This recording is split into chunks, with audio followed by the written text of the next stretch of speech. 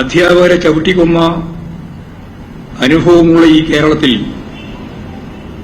അതെല്ലാം മറന്ന് യുഡിഎഫിന്റെ ഭാഗമായിട്ട് ഞങ്ങൾക്കെതിരായിട്ട് പ്രചാരവേല സംഘടിപ്പിക്കുക. അതിന് പൂർണ്ണമായി ചില പത്രങ്ങൾ, ചില മാധ്യമങ്ങൾ ഒത്താശ ചെയ്ത് വാർത്ത സൃഷ്ടിച്ചുകൊണ്ടിരിക്കുകയുമാണ്.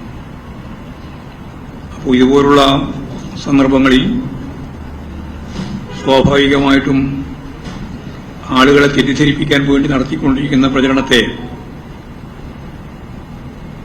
നമ്മളെല്ലാവരും ഗൗരവത്തോടുകൂടി കാണേണ്ടതുണ്ട്. വിദ്യാർത്ഥികൾ അധ്യാപകർക്ക് നേരെ നടത്തുന്നതും അധ്യാപകർ വിദ്യാർത്ഥികൾക്ക് നേരെ നടത്തുന്നതുമായ കയ്യേറ്റങ്ങൾ, ആ കയ്യേറ്റങ്ങളെ തെറ്റായ പ്രവണതയാണ് എന്ന് വ്യക്തതയോടുകൂടി അവതരിപ്പിക്കാനാവണം. ഏകപക്ഷീയമാവരുത് അത്തരത്തിലുള്ള നിലപാടുകളുടെയുള്ള സമീപനം. KSU നേതാവ് ഉൾപ്പെടെ പ്രിൻസിപ്പളുടെ മുറിയിൽ കടന്ന് നടന്നിട്ടുള്ള മട്ടന്നൂർ കോളേജിലെ വാർത്ത പുറത്തു വന്നിട്ടുണ്ട്. എന്തേ മുഖപ്രസംഗം എഴുതാത്തത്? പിന്നെ കുട്ടികളൊക്കെ വിളിക്കുന്ന മുദ്രാവാക്യത്തിന്റെ ഭാഗമായിട്ടുള്ള പദപ്രയോഗം, അതിനേക്കാളും എത്ര വലിയ പദപ്രയോഗങ്ങളാണ് നിങ്ങൾ പ്രസിഡന്റും അതുപോലെ തന്നെ നിങ്ങളുടെ പ്രതിപക്ഷ നേതാവും തമ്മിൽ പറഞ്ഞത്. നിങ്ങളെന്ന് പറഞ്ഞാൽ മാധ്യമങ്ങളെല്ലാം നല്ലതുപോലെ ഊട്ടി ഉറപ്പിച്ച് വളർത്തിയെടുക്കുന്ന KPCC പ്രസിഡന്റും VD സതീശൻ എന്ന പ്രതിപക്ഷ നേതാവും തമ്മിൽ പറഞ്ഞ കാര്യം നിങ്ങളെല്ലാം കൊടുത്തല്ലേ? എത്ര മ്ലേച്ഛകരമായിരുന്നു അതെല്ലാം. എന്നിട്ട് ഇപ്പോൾ SFIയെ പഠിപ്പിക്കാൻ പുറപ്പെടുക. കുട്ടികൾക്ക് എന്തെങ്കിലും തെറ്റ് പിശകുണ്ടെങ്കിൽ അതൊക്കെ തിരുത്തി പോകണമെന്ന കാര്യത്തിൽ എനിക്ക് യാതൊരു സംശയമില്ല. പക്ഷെ അതിനൊക്കെ കഴിവുള്ള ശേഷിയുള്ള ആളുകളാണ് KPCC പ്രസിഡന്റും അതുപോലെ VD സതീശനൊന്നും ധരിക്കാൻ പാടില്ല. KSUക്കാരും ധരിക്കേണ്ടിയില്ല, MSFകാരും ധരിക്കേണ്ടിയില്ല. മറ്റങ്ങനെ ആരെങ്കിലും വിശദീകരിക്കുന്നുണ്ടെങ്കിൽ അവരും ആ തരത്തിൽ ധരിക്കേണ്ടിയില്ല. അപ്പോ ഉത്തരവാദിത്വമുള്ള വിദ്യാർത്ഥി പ്രസ്ഥാനത്തിന്റെ പ്രവർത്തകർ എന്ന രീതിയിൽ എന്തെങ്കിലും തെറ്റായ നിലപാടുകൾ എവിടെയെങ്കിലും ഒറ്റപ്പെട്ട രീതിയിൽ ഉണ്ടായാൽ അതെല്ലാം പരിഹരിച്ച് ശരിയായ ദിശാബോധത്തോടെ മുന്നോട്ടേക്ക് നയിക്കാൻ അവർക്കാവും. കാരണം SFI ഒരു സ്വതന്ത്രമായ ജനാധിപത്യ വിദ്യാർത്ഥി പ്രസ്ഥാനമാണ്. ആ പ്രസ്ഥാനത്തിൽ അതിന്റെ ശേഷിയുണ്ട്, കഴിവുണ്ട്. കേരളത്തിലെ ഏറ്റവും വലിയ പ്രസ്ഥാനം തന്നെയാണ്. ആർക്കും പകരം വെക്കാൻ ഇപ്പോഴില്ല അതിന് പകരം. പക്ഷെ ആ എല്ലാ അർത്ഥത്തിലും അതിന്റെ വളർച്ചയും അതിന്റെ മുന്നേറ്റവും എങ്ങനെ തടയും എന്നാണ് പലരും ഇപ്പോൾ ആലോചിച്ചുകൊണ്ടിരിക്കുന്നത് എന്നാണ് ഞാൻ പറഞ്ഞതിന്റെ അർത്ഥം. ഇത്രയും കാര്യങ്ങളാണ് പൊതുവെ പ്രധാനപ്പെട്ട പ്രശ്നങ്ങളെന്ന രീതിയിൽ പറയാനുള്ളത്.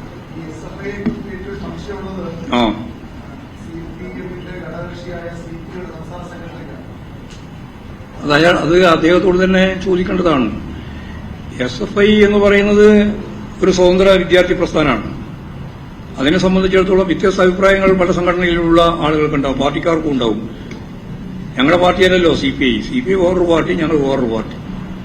അവിടെ വിദ്യാർത്ഥി പ്രസ്ഥാനമുണ്ട്, AISF.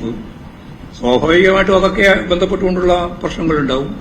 അതൊക്കെ പരിഹരിച്ചു പോകാൻ ആവശ്യമായ നിലപാടാണല്ലോ സ്വീകരിച്ചു പോകേണ്ടത് ഇടതുപക്ഷ ശക്തികൾ എന്ന രീതിയിൽ.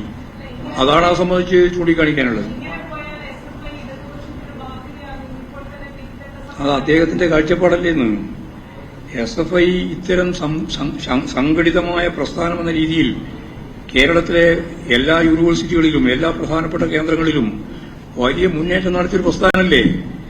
ആ പ്രസ്ഥാനത്തോട് നിരവധിയായ സന്ദർഭങ്ങളിൽ സംഘടനാപരമായും രാഷ്ട്രീയവുമായും ഒക്കെ അതിശക്തിയായിട്ടുള്ള വിയോജിപ്പ് പ്രകടിപ്പിച്ചവരുണ്ട്. അവരിപ്പോഴും പ്രചരിക്കുന്നുണ്ടാവും. അതിനെന്താ അത്ഭുതപ്പെടാനുള്ളത്? ഞാനിപ്പോൾ അതിന്റെ യോജിക്കുകയാണോ അല്ല യോജിക്കുന്നില്ല എന്നല്ല ഇവിടെ പ്രശ്നം. അതായത് CPI ഒരു പാർട്ടി എന്ന രീതിയിലും AISF വേറൊരു വിദ്യാർത്ഥി പ്രസ്ഥാനം എന്ന രീതിയിലും അവർ പ്രതികരിക്കുന്നുണ്ട്. ആ പ്രതികരണം വിദ്യാർത്ഥി പ്രസ്ഥാനവുമായി ബന്ധപ്പെട്ട കാര്യങ്ങൾ ഞങ്ങളെ സംബന്ധിച്ചിടത്തോളം ഒരു തർക്കമില്ല. അതെല്ലാം നല്ല രീതിയിൽ ചർച്ച ചെയ്ത് പരിഹരിച്ചു പോകേണ്ടതാണ്.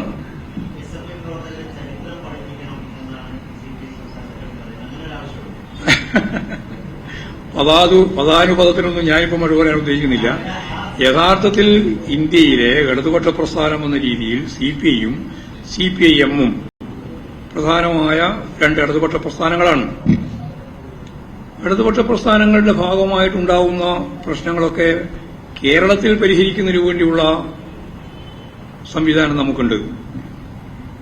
ആ പ്രശ്നങ്ങളെല്ലാം പരിഹരിക്കുന്നതിന് വേണ്ടിയിട്ടാണ് ഇടതുപക്ഷ ജനാധിപത്യ മുന്നണി.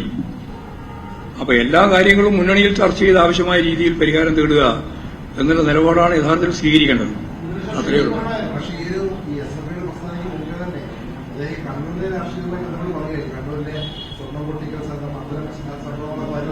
സ്വർണം പൊട്ടിക്കൽ സംഭവം ഉൾപ്പെടെയുള്ള ഒരു കാര്യത്തോടും കമ്മ്യൂണിസ്റ്റ് പാർട്ടി ഓഫ് ഇന്ത്യ മാർക്സിസ്റ്റിന് ഒരു തരത്തിലുള്ള വിട്ടുവീഴ്ചയില്ല. കമ്മ്യൂണിസ്റ്റ് പാർട്ടി കൃത്യമായ നിലപാട് സ്വീകരിച്ചിട്ടുണ്ട്. തെറ്റായ പ്രവണതയുള്ള എല്ലാറ്റിനെയും പാർട്ടിയിൽ നിന്ന് ഒഴിവാക്കിയിട്ടുണ്ട്. മുമ്പേ ഒഴിവാക്കി, വർഷങ്ങൾക്ക് മുമ്പ്. ആ പ്രവണത മനസ്സിലാക്കിയ ആ ഘട്ടം മുതൽ അവരുമായിട്ട് കമ്മ്യൂണിസ്റ്റ് പാർട്ടിക്ക് യാതൊരു ബന്ധമില്ല. ഞങ്ങളിത് പരസ്യമായിട്ട് പറയുക മാത്രമല്ല, പ്രചരണ ജാഥ നടത്തിയിട്ട് ജനങ്ങളുടെ മുമ്പിൽ ഒരു പുതിയ അവബോധം ഉണ്ടാക്കി, ഓരോരുത്തരെയും പേര് പറഞ്ഞുകൊണ്ട് തന്നെ. അതുകൊണ്ട് തെറ്റായ ഒരു പ്രവണതയെയും Communist Party of India Marxist അംഗീകരിക്കുന്ന നിലപാടില്ല. അത് കണ്ണൂരുമില്ല.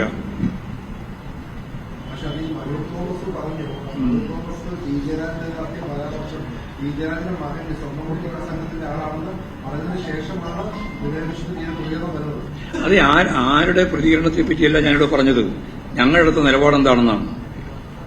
ഞങ്ങളുടെ പാർട്ടി ഒരു തരത്തിലും സ്വർണം പൊട്ടിക്കൽ ഉൾപ്പെടെയുള്ള തികച്ചും ക്രിമിനലായ, തികച്ചും ഒരാൾക്കും ഒരു രാജ്യത്തിനും അംഗീകരിക്കാൻ കഴിയാത്ത നിലപാട് സ്വീകരിക്കുന്നവരോട് വിട്ടുവീഴ്ച ചെയ്യുന്ന പ്രസ്ഥാനമല്ല CPIM. അവർക്കാർക്കും ഈ പാർട്ടിയിൽ സ്ഥാനമില്ല. ആ ഉറച്ച നിലപാടാണ് പാർട്ടി എടുത്തിട്ടുള്ളത്. ഇനി അതിനെ എടുക്കുക.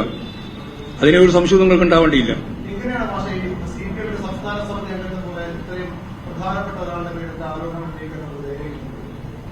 അതിലെ ജനാധിപത്യപരമായ ഒരു സംവിധാനത്തിന്റെ ഒരു കരുത്ത്. ആരെ നിങ്ങള്, ഞാൻ നേരത്തെ പറഞ്ഞതല്ല, നിങ്ങൾ അന്വേഷിച്ച് ആലോചിച്ചിട്ട് പറഞ്ഞാണോ? മാധ്യമങ്ങളെ പറ്റി തന്നെ പറയാ. EP ജയരാജൻ ജനറൽ സെക്രട്ടറിക്കെതിരായിട്ട് ആഞ്ഞടിച്ചു. അടിച്ചതാ? എങ്ങനെയാ നിങ്ങൾക്ക് ധൈര്യം കിട്ടിയേ? കമ്മ്യൂണിസ്റ്റ് വിരുദ്ധത. അതേ ഉള്ളൂ കാര്യം കേട്ടാ. അല്ലല്ല, പി ജയരാജന്റെ കാര്യം, പി ജയരാജൻ ഉൾപ്പെടെ ചേർന്നുകൊണ്ടല്ലേ ഈ നിലപാടിനെതിരായിട്ട് അതിശക്തിയായിട്ട് മുമ്പോട്ടേക്ക് പോയത്. അതുകൊണ്ട് പി ജയരാജൻ ഇതിന്റെ അകത്ത് എന്തെങ്കിലും പങ്കുവഹിച്ച ഒരാളെയല്ല. ഈ പറയുന്ന കറക്ഷനിലേക്ക് പാർട്ടി ആകെ നയിക്കുന്നതിന് നല്ലതുപോലെ മുമ്പിൽ നിന്ന് പ്രവർത്തിക്കുന്ന ഒരു പാർട്ടി നേതാവാണ് സഖാവ് പി ജയരാജൻ.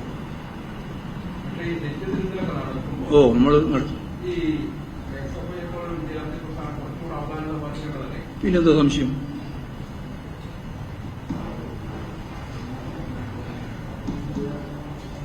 അയ്യോ, ഉത്തരായി.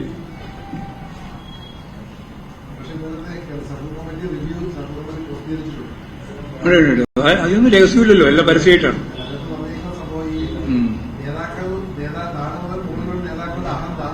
മേലെ താഴെ മുതൽ മേലൊന്നല്ല, മേലെ മുതൽ താഴെ വരെയാണ്. ഞങ്ങൾ ഒഴിവാക്കിയിട്ടൊന്നുമല്ല, മേലെ മുതൽ താഴെ വരെയുള്ള കറക്ഷൻ വേണം എന്നാണ് ഞങ്ങൾ പറഞ്ഞിട്ടുള്ളത്. അത് ഉൾപ്പെടെയുണ്ട്. നിരവധിയായ കാര്യങ്ങളുടെ ഒരു കാര്യം അതുകൂടിയാണ്. അതൊക്കെ ഞങ്ങൾ പരിഹരിക്കും. അത് ഞങ്ങൾ പരിശോധിച്ചു. കേരളത്തിലെ പാർട്ടി പരിശോധിച്ചത് അത്. അല്ലാണ്ട് സെൻട്രൽ കമ്മിറ്റി കണ്ടുപിടിച്ച പുതിയ ഒരു രഹസ്യമൊന്നുമല്ല. ഞങ്ങളുടെ ആർക്കും ആരാണോ അവര്. ഇനി ഓരോരുത്തരെയും 6 ലക്ഷം പാർട്ടി മെമ്പർമാരുണ്ട് കേരളത്തിൽ. എന്നിട്ട് ഇനി ഓരോരുത്തരെ പറ്റി പറയാൻ പുറപ്പെട്ട എത്ര ദിവസം വേണ്ടി പറയാൻ?